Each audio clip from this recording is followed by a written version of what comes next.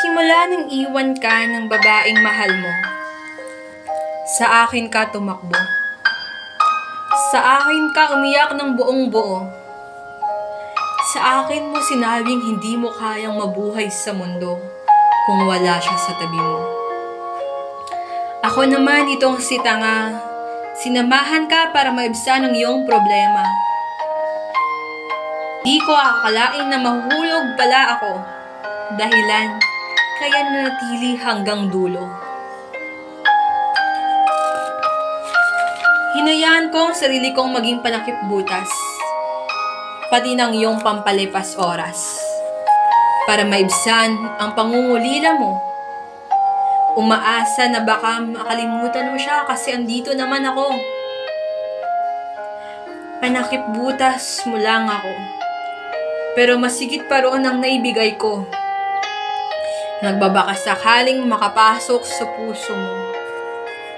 Pero sino nga ba ako para umasa ng ganito?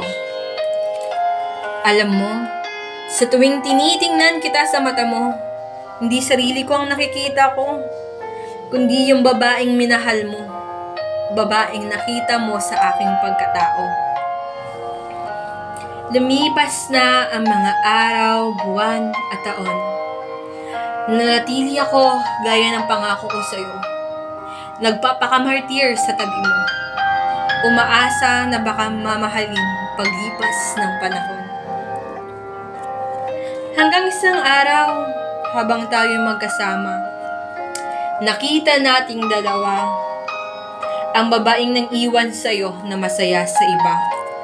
Hinanakit, pangungulila, galit, panghihinayang ang nakita sa iyong mga mata. Aminadong ako'y nasaktan. Kala ko kasi napalitan.